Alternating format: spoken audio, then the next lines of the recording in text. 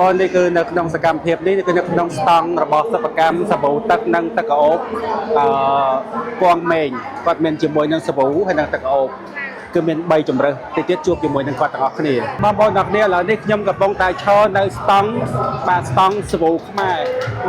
ការសិប្បកម្មពងមេងគាត់មានលក់ជាមួយនឹងសាប៊ូបោកកៅអៅក៏ដូចជាសាប៊ូលាងចានឥឡូវនេះជួបជាមួយនឹងចំណាប់អារម្មណ៍របស់បងប្អូនស្រីទាំងអស់គ្នាបាទជំរាបសួរ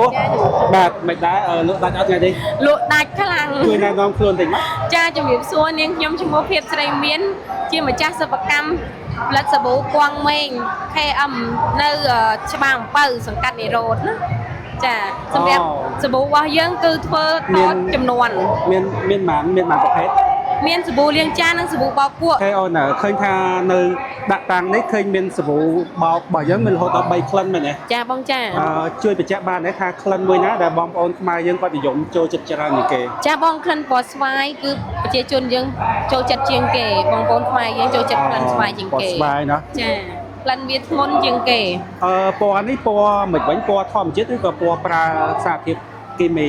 សម្រាប់ពណ៌នេះគឺពណ៌ចំណីអាហារគេអាចដាក់ទៅលើចំណីអាហារ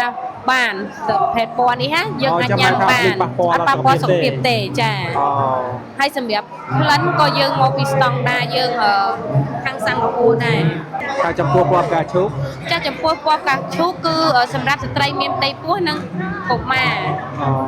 ចាំមើលថារៀងសតុនស្រាល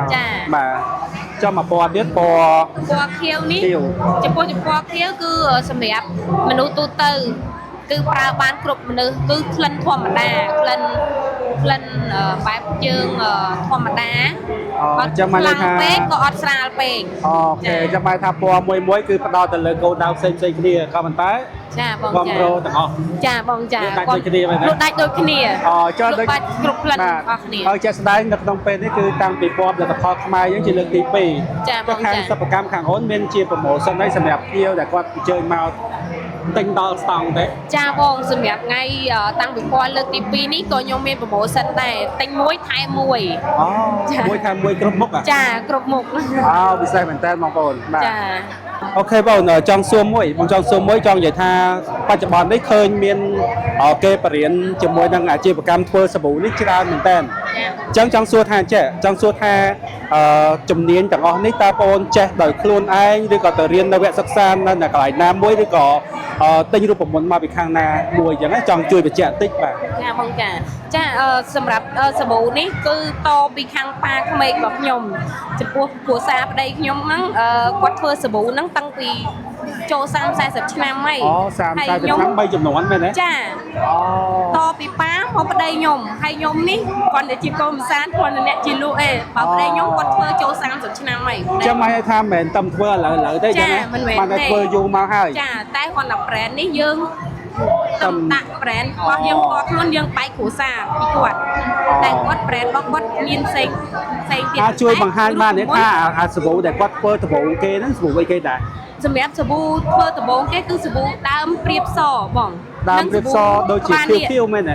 អាសាប៊ូដុំហ្នឹងមែនទេចានឹងសាប៊ូហ្នឹងតាមបន្តមានតាមបញ្យូរណាស់ហើយជំនាន់អ៊ុនតាក់គាត់មានសាប៊ូផុកដូចគ្នាដែរដាក់កតោហើយគេហៅសាប៊ូផុកដាក់ម៉ាក់ចាហើយសាប៊ូទឹកសាប៊ូដុំគឺយើងនៅតែបន្តមានគាត់ថាខ្ញុំបែកគ្រួសារខ្ញុំដាក់ brand របស់ខ្ញុំផ្សេងចុះបើសិនជាបងប្អូនយើងជាពិសេសគឺស្ត្រីមេផ្ទះណាគាត់ដូចថាគាត់នៅផ្ទះគាត់មិនដឹងធ្វើអីចង់រកចំណូលអីចឹងទៅគាត់ចង់លក់សាប៊ូហ្នឹងដែរអញ្ចឹងមានបោះដុំមានអីដែរទេមានបោះដុំបងសម្រាប់សាប៊ូចាំមកថាមានបោះដុំលក់រាយដែរចាបោះដុំរើសតំណែងចាយអីចឹងណាចាកំពុងតែរើសបើសិនជាបងប្អូនស្ត្រីមេផ្ទះដែលមានចំណាប់អារម្មណ៍ចង់លក់ដូរចង់លក់សាប៊ូអាចតាក់ទងមកខាងខ្ញុំបានចេញតម្លៃពីសិប្បកម្មហើយក៏ទុកចំណេញឲ្យគាត់មានចំណូលចាំគ្រួសារគាត់ដែរជាចុងក្រោយមានន័យចង់ផ្ដាំផ្ញើក៏ដូចជាสนុំពរទស្សនិកជនរបស់យើងបងប្អូនរបស់យើងនៅទស្សនា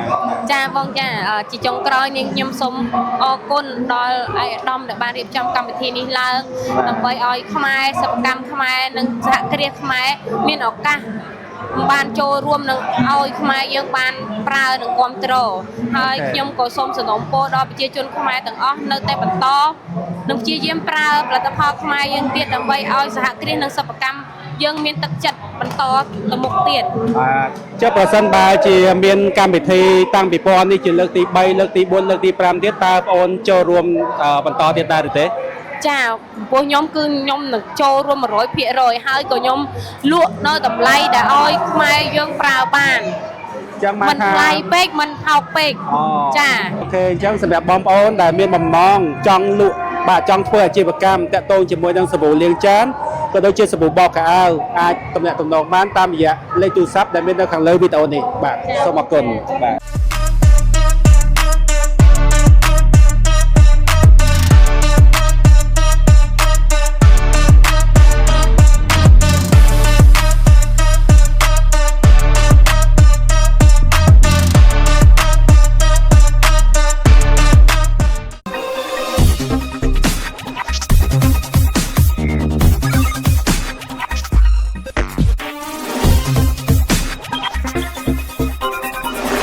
រឿងរ៉ាវរបស់លោកអ្នកគឺជាចក្ខុវិស័យរបស់យើងខ្ញុំ